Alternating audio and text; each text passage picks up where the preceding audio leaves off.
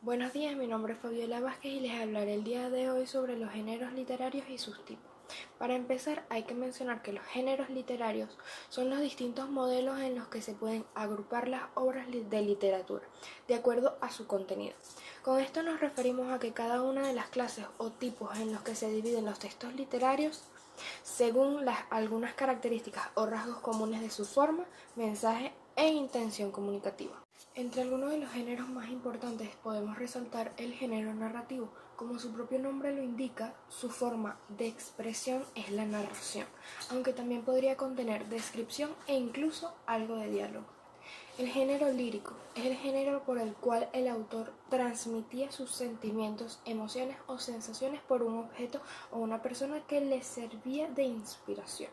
El género dramático está fundamentalmente ligado al teatro, corresponde a la representación teatral. En esta se representan algunos episodios o conflictos de las personas por medio del diálogo. Género didáctico. En este género, la principal función es la enseñanza o divulgación de ideas, la cual son expresadas de forma artística con un lenguaje elaborado y recursos de la filosofía. También podemos decir que existen subgéneros como la épica, la epopeya, el cantar de gesta, el cuento, la novela o la fábula. Dentro de estos podríamos decir que los que más han trascendido son la novela y el cuento. En la actualidad hay infinidad de obras de tipología que han surgido de los cuentos y novelas. Hola profe, buenas tardes. Mi nombre es Ángel Bolívar y yo le vengo a hablar sobre la denotación. El término denotación es el significado básico, formal y objetivo que posee una palabra o frase reconocida y entendida por todas aquellas personas que hablan una misma lengua en términos generales. Es decir, la denotación es el significado directo y convencional de una palabra, que es reconocida y entendida por todas aquellas personas que hablan un mismo idioma, más allá del contexto en el que se emplee, sin que se generen malos entendidos o interpretaciones erróneas.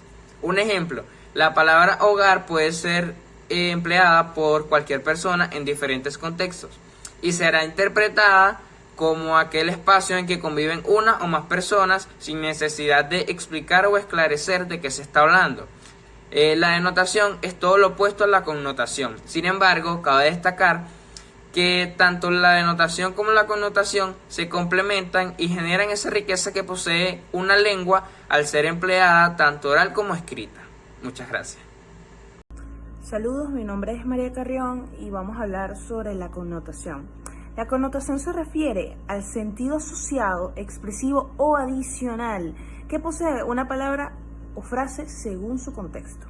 Es decir, cuando se aplica la connotación de una palabra o frase es para señalar su significado secundario en ese determinado contexto, lo que generalmente indica un sentido más amplio de lo textual, es decir, para darle mejor significado o mejor explicación a esa palabra. La connotación también es la acción y el efecto de connotar, que es hacer referencia al sentido complementario o sujeto de una palabra o expresión. Hacer uso de la connotación de las palabras es muy común en el área de la literatura. Importante saber eso, ya que en especial porque se expresan ideas o situaciones e incluso se presentan sujetos de manera táctica, a fin de que el lector o intérprete del texto lo pueda entender y contextualizar con facilidad. Les voy a dar un ejemplo de la connotación para que entiendan mejor lo que les estoy explicando, y es que esta frase, esa mujer es un ángel. En este caso se connota a una mujer, que es el sujeto, de ser una persona buena, caritativa y en lo cual se puede tener un cierto grado de confianza.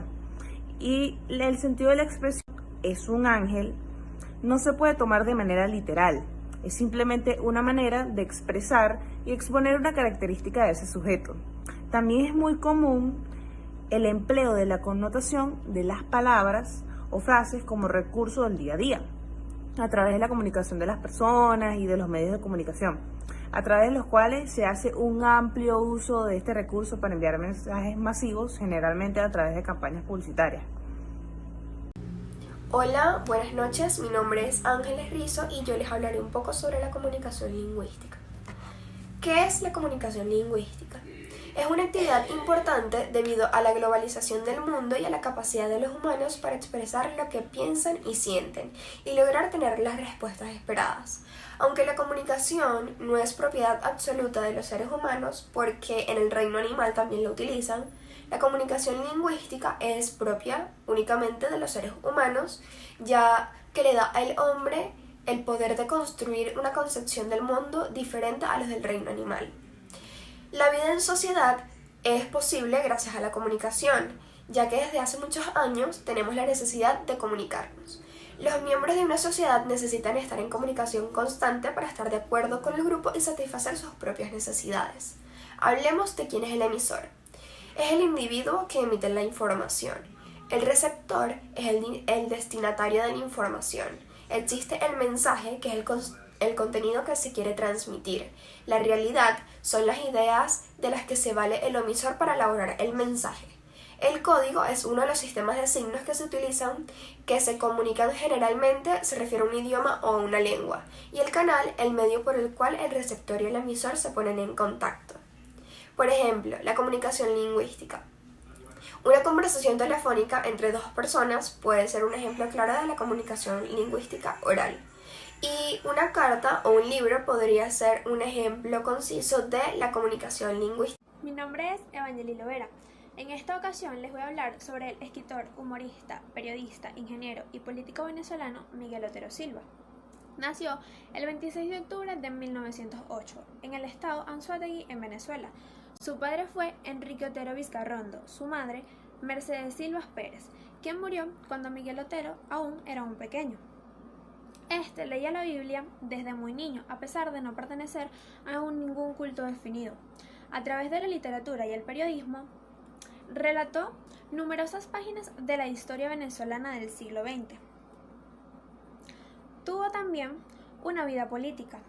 Formó parte de la generación del 28, que surgió contra la dictadura del general Juan Vicente Gómez. Fue crítico del arte y un acalorado seguidor del béisbol. Poseía talento para la escritura humorística. El 8 de agosto de 1937 formó parte como uno de los 17 delegados que participaban en la primera conferencia nacional del Partido Comunista de Venezuela, aunque se ha reportado que durante la Guerra Civil Española formó parte de las brigadas internacionales en el bando republicano. No hay mayor evidencia al respecto. En 1942, recién retornado al exilio, fundó el seminario de izquierda nombrado Aquí está, cuando el clima político venezolano fue lideralizado bajo el gobierno del general Isaías Medina Angarita. Aquí está, sustituyó al anterior órgano del Partido Comunista, el Martillo, que había sido relanzado en 1934.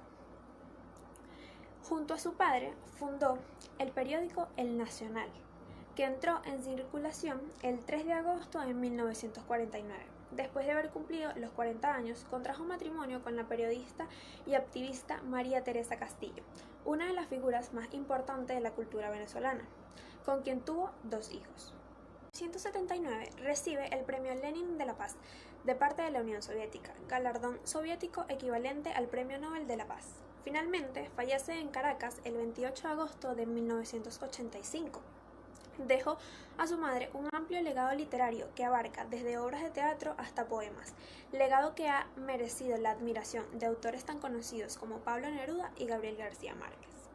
Ahora bien, algunas de sus obras fueron las siguientes. Como novela tenemos Fiebre, en 1939, Casas Muertas, en 1955, Oficina número 1, en 1961, La muerte de Honorio, en 1963, Cuando quiero llorar, no lloro, en 1970, Lope de Aguirre, Príncipe de la Libertad, en 1979. Como poesías, Agua y Cauce, poemas revolucionarios, en 1937, 25 poemas en 1942, El mar que es el morir, en 1965, Las Celestiales, en 1965, y otros que fueron México y la Revolución Mexicana, un escritor venezolano en la Unión Soviética, en 1966, Florencia, Ciudad del Hombre, en 1974, 8 palabreos, en 1974 también. Humor Rocoy en el infierno, humor, humor, humor, en 1982. Y escritos periodísticos en 1998. Muchas gracias.